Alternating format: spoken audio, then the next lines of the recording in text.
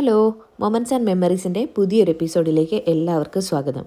കുറച്ച് അധിക നാളത്തെ ബ്രേക്കിന് ശേഷം ഞാൻ വീണ്ടും വന്നിരിക്കുക കേട്ടോ, പുതിയൊരു വീഡിയോയുമായി. ഇതത്ര പുതിയ വീഡിയോ ഒന്നുമല്ല. നവംബർ 2 അന്നക്കുട്ടിയുടെയും എവിയുടെയും ഒരു കുഞ്ഞു ബർത്ത്ഡേ പാർട്ടി നടത്തിയിരുന്നു. അതിൻ്റെ വിശേഷങ്ങളാണ് ഇന്ന് നിങ്ങളിവിടെ കാണാൻ പോകുന്നത്. ഇതെന്താ 2 ബർത്ത്ഡേയും ബർത്ത്ഡേ പാർട്ടിയും ഒന്നിച്ച് സെലിബ്രേറ്റ് ചെയ്യുന്നതെന്നല്ലേ? ഇവർ രണ്ടുപേരും സിസ്റ്റേഴ്സാണ് കേട്ടോ. അന്നക്കുട്ടിയുടെ ബർത്ത്ഡേ ഒക്ടോബർ 31 എവിയുടെ ബർത്ത്ഡേ നവംബർ 1 അപ്പോൾ പിന്നെ ഒന്നിച്ച് സെലിബ്രേറ്റ് ചെയ്യാമല്ലോ. 1 celebration double the fun. Sweet ഓർമ്മയുടെ കേക്ക് കൂടി ആകുമ്പോൾ പിന്നെ പറയേണ്ടതില്ല.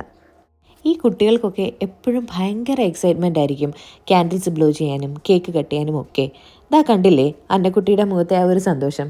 അങ്ങനെ അന്നക്കുട്ടിക്ക് 3 എവിക്ക് 8 വയസ്സായിരിക്കുന്നു. ഈ കുട്ടികളൊക്കെ എത്ര പെട്ടെന്നാണ് വളർന്നു പോകുന്നതല്ലേ.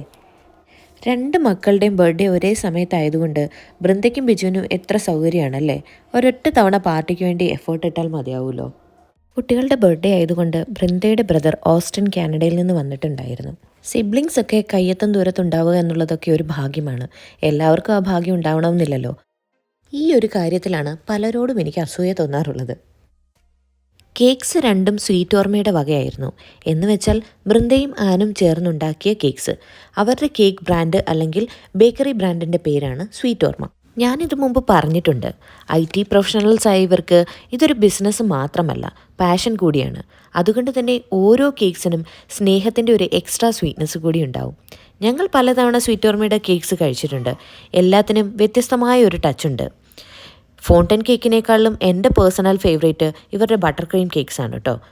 ഓസ്റ്റിനിലുള്ള ആർക്കെങ്കിലും ഇവരുടെ കേക്ക്സ് അല്ലെങ്കിൽ സ്നാക്സ് ട്രൈ ചെയ്യണമെന്നുണ്ടെങ്കിൽ ഇൻസ്റ്റഗ്രാം പേജിൻ്റെ ലിങ്ക് ഞാൻ കമൻസിൽ ഇട്ടേക്കാമേ. അർബൻ എയർ എന്ന് പറയുന്ന ഒരു ഇൻഡോർ ട്രാംപോളിൻ പാർക്കിൽ വെച്ചിട്ടായിരുന്നു ഈ ബർത്ത്ഡേ പാർട്ടി നടത്തിയിരുന്നത്. അവിടെ പാർട്ടി നടത്താൻ വേണ്ടിയിട്ട് നമ്മൾ നേരത്തെ തന്നെ ബുക്ക് ചെയ്യണം. കേക്ക് കട്ടിങ്ങിനും പിന്നെ ഫുഡ് കഴിക്കാനും ഒക്കെ വേണ്ടിയിട്ട് അവർ തന്നെ ഒരു റൂം നമുക്ക് പ്രൊവൈഡ് ചെയ്യും. ഇവിടെ ഒരു ബർത്ത്ഡേ പാർട്ടി മാത്രമല്ല കേട്ടോ, ഒന്നിലധികം ബർത്ത്ഡേ പാർട്ടീസ് നടക്കുന്നുണ്ടാവും. ഇവിടെ ഓരോ പാർട്ടിക്കും അവർ പ്രത്യേകം സ്പേസ് കേക്ക് കട്ടിങ്ങിനൊക്കെ ആയിട്ട് കൊടുക്കുകയും ചെയ്യും. കേക്ക് കട്ടിങ്ങും പിസ്സ കഴിപ്പും ഒക്കെ കഴിഞ്ഞ് കുട്ടികളെല്ലാവരും കളിക്കാനായിട്ട് പോയി കേട്ടോ. ഞങ്ങളെല്ലാവരും കുറച്ച് നേരം കൂടെ സംസാരിച്ച് ആ റൂമിൽ തന്നെയൊക്കെ ഇരുന്നു.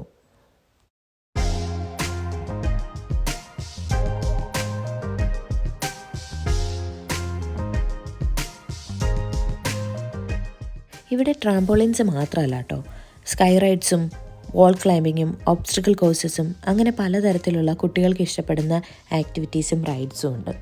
ശരിക്കും പറഞ്ഞാൽ ഇങ്ങനെയുള്ള സ്ഥലങ്ങളിൽ ബർത്ത്ഡേ പാർട്ടീസ് വയ്ക്കുന്നതാണ് സൗകര്യം. കുട്ടികൾക്കാണെങ്കിലും നന്നായി എൻജോയ് ചെയ്യാനും പറ്റും. അല്ലാത്ത പാർട്ടികൾക്കൊക്കെ ആണെങ്കിൽ നമ്മൾ ഹോള് കണ്ടുപിടിക്കണം, ഡെക്കറേഷൻ ചെയ്യണം, വിഭവസമൃദ്ധമായ ഫുഡ് വേണം. ഇതെല്ലാം കഴിഞ്ഞ് ഹോള് ക്ലീൻ ചെയ്ത് കൊടുക്കുകയും വേണം. പിന്നെ ഇത്ര ചെറിയ ഗ്രൂപ്പിൻ്റെ പാർട്ടിയായി ഒതുക്കാനും പറ്റില്ല. ഇതാവുമ്പോൾ കുട്ടികളുടെ ഫ്രണ്ട്സ് അല്ലെങ്കിൽ അവരുടെ ഏജ് ഗ്രൂപ്പിലുള്ള ആൾക്കാരെ മാത്രമാവും ഇൻവൈറ്റ് ചെയ്യുക.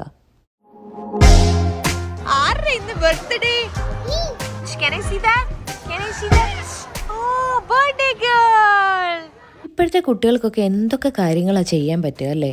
വൈകിയൊക്കെ ഒരു ദിവസം അവധി കിട്ടുമ്പോൾ ബോറടിക്കുന്നു എന്ന് പറയുമ്പോൾ ഞാൻ ഓർക്കാറുണ്ട്, ഇവർക്കൊക്കെ എങ്ങനെയാണ് ഈ ബോറടിക്കുന്നതെന്ന്.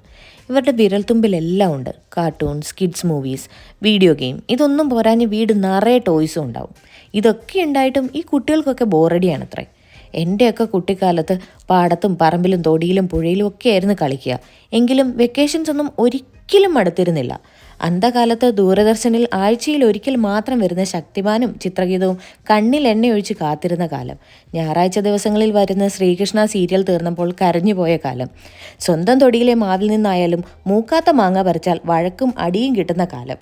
പാളയിലിരുന്ന് വലിച്ചുകൊണ്ടു പോകുന്നതും പറമ്പിലെ മൺകൂനിയുടെ മുകളിൽ നിന്ന് നിരങ്ങിയിറങ്ങുന്നതും മരത്തിൽ കയറി മാങ്ങ, പേരയ്ക്ക, ചാമ്പയ്ക്ക ഇതൊക്കെ പറിക്കുന്നതും മഴക്കാലത്ത് ഉറവ് പൊട്ടി വരുന്ന വെള്ളം കല്ലുവെച്ച് അടച്ചു വെച്ച് അതിൽ കളിക്കുന്നതുമൊക്കെയായിരുന്നു ഞങ്ങളുടെ റോളർ കോസ്റ്ററും ഒബ്സ്റ്റക്കിൾ റൈഡും വാട്ടർ തീം പാർക്കും ഒക്കെ. ബാലരമൊക്കെ വന്ന കാലത്ത് ആഴ്ചയിൽ ഒരിക്കൽ വരുന്ന ബാലരമയ്ക്ക് വേണ്ടി രാവിലെ തന്നെ എണീറ്റ് പത്രക്കാരൻ വരുന്നതും കാത്തിരുന്നത് കാലം. ആദ്യം വായിക്കാൻ ചേച്ചിയുമായി അടിയിട്ടിരുന്ന കാലം. ഇതൊക്കെ പറഞ്ഞാൽ ഈ കുട്ടികൾക്ക് വല്ലതും മനസ്സിലാവുമോ? അതൊക്കെ അവിടെ നിൽക്കട്ടെ. പാർട്ടിയൊക്കെ കഴിഞ്ഞ് എല്ലാവരും വീട്ടിലേക്ക് പോകാൻ ഇറങ്ങി.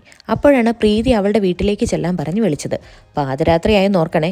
എങ്കിലും ഞാനും ഏട്ടനും ലക്സേച്ചിയും പ്രീതിയുടെ വീട്ടിലേക്ക് പോയി. ഡേലൈറ്റ് സേവിങ്ങിൻ്റെ ഭാഗമായി ഇവിടെ മാർച്ചിൽ 1 മണിക്കൂർ മുമ്പോട്ടും നവംബറിൽ 1 മണിക്കൂർ പിന്നോട്ടും സമയം മാറും. ഇന്ന് ആ ഒരു ദിവസമാണ്. വെളുപ്പിനെ 2 മണിയാകുമ്പോൾ ക്ലോക്ക് 1 മണിക്കൂർ പിന്നിലേക്ക് മാറുന്ന ദിവസം. ഫോണിലൊക്കെ ആ ടൈം തനിയെ സെറ്റാവും കേട്ടോ. ഞാൻ നിങ്ങളെ അതുകൂടെ കാണിച്ചു തരാമേ. ഇപ്പം നിങ്ങൾ കാണുന്നത് പ്രീതിയുടെ വീട്ടിലെ ലെഫ്റ്റ് ഓവർ ഫുഡെല്ലാം തീർക്കുന്ന പരിപാടിയാണ്. ഒരു പൂർണ്ണ ഗർഭിണിനെ കൊണ്ട് രാത്രി അപ്പം ചുമച്ച് ഗർഭിണികളല്ലാത്ത 2 പ്രേതങ്ങൾ ഇരുന്ന് കഴിക്കുകയാണ്. അല്ല, അവക്ക് വിശപ്പില്ല, നമുക്ക് വിശപ്പുണ്ട്. അപ്പൊ നമ്മൾ എന്ത് ചെയ്തു? ഈ വീട്ടിലെ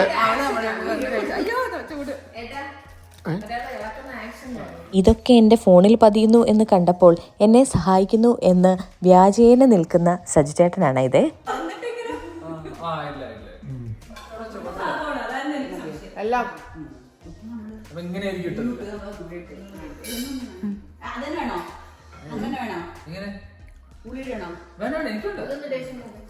സജി ഉള്ളിട്ടാ സൂപ്പറാ.